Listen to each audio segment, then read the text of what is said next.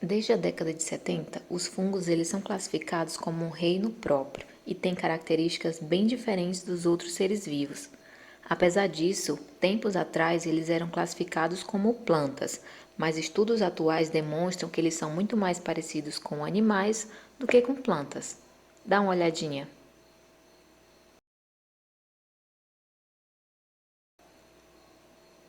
Não achou, não? Olha de novo. Eu vou te mostrar. Assim como todos os animais, os fungos são organismos heterótrofos, ou seja, eles não são capazes de produzir o seu próprio alimento, então precisam se alimentar de alguma forma. E suas paredes celulares são compostas principalmente por quitina, uma substância que também forma o exoesqueleto de alguns artrópodes.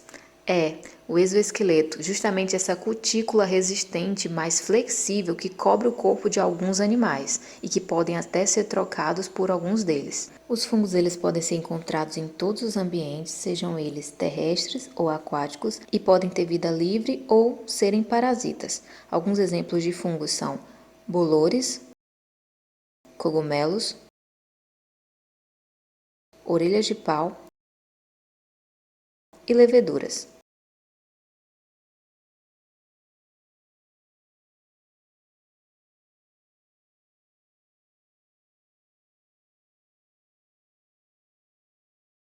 Os fungos crescem praticamente em todos os tipos de substratos, sejam eles paredes, plásticos, papéis, qualquer coisa que você possa imaginar.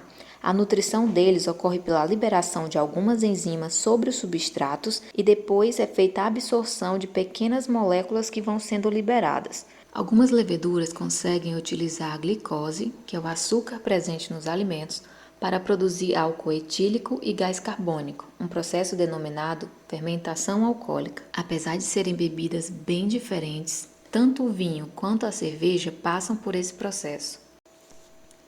Muitas espécies de fungos são decompositores e vivem sobre a matéria orgânica, fazendo a degradação desses organismos mortos.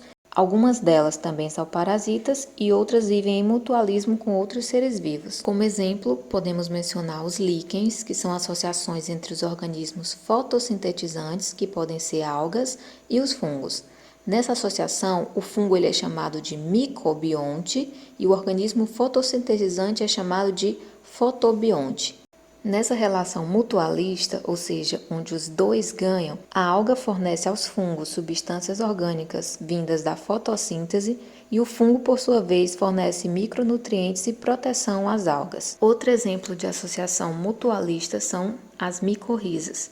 As micorrizas são associações entre fungos e raízes das plantas. É bem parecido com os líquens. A diferença é que dessa vez a associação será com raízes de plantas. Nesse caso, as micorrizas permitem que as plantas vasculares tenham uma maior capacidade de absorção da água, dos fósforos e de outros nutrientes. Nessa situação, os fungos eles fornecem proteção à planta, enquanto a planta oferece aos fungos carboidratos e vitaminas que são essenciais para o seu crescimento.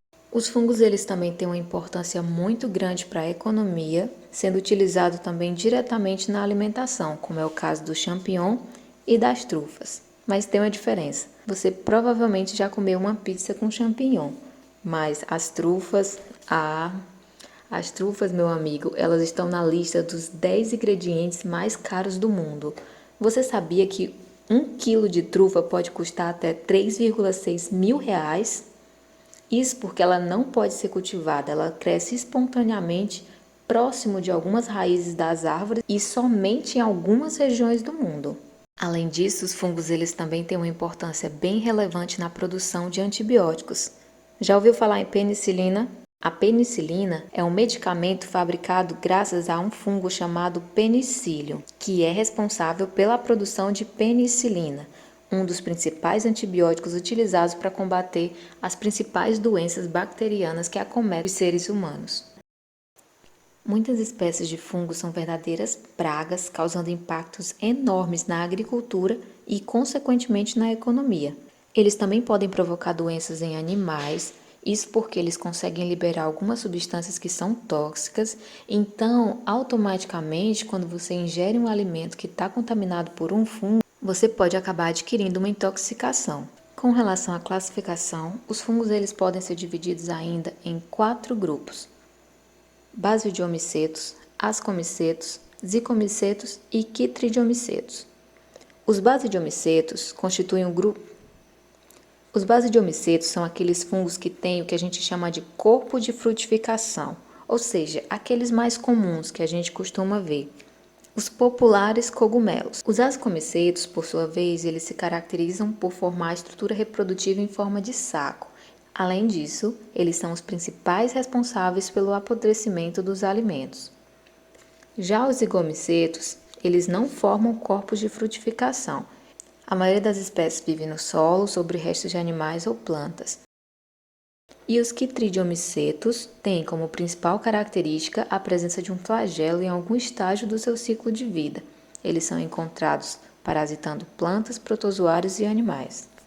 Alguns fungos podem causar micoses, que são na verdade infecções na pele causadas pela reprodução desses organismos, causando coceira e muito desconforto. Eles também podem aparecer nas unhas ou entre o dedo dos pés, mais comum, a famosa frieira. Outra doença bem comum causada por fungos, só que dessa vez uma levedura chamada Candida albicans, é a candidíase. Em seres humanos, a candidíase pode causar infecções orais ou vaginais. A infecção oral, ou seja, quando acontece na boca, ela é conhecida popularmente como sapinho. Ela acontece principalmente em crianças e é caracterizada por dor, vermelhidão, aquele aspecto esbranquiçado na boca da criança. Quando a infecção é vaginal, ela também causa muita irritação, coceira e também pode liberar uma secreção esbranquiçada. Vale lembrar que essa infecção ela pode ser transmitida para o homem na relação sexual, então é importante prevenir. As infecções causadas por fungos também podem acontecer em órgãos internos, como é o caso da histoplasmose. A histoplasmose ela é uma doença bem parecida com a tuberculose e também traz sintomas muito parecidos, como por exemplo, como febre e problemas respiratórios de forma geral.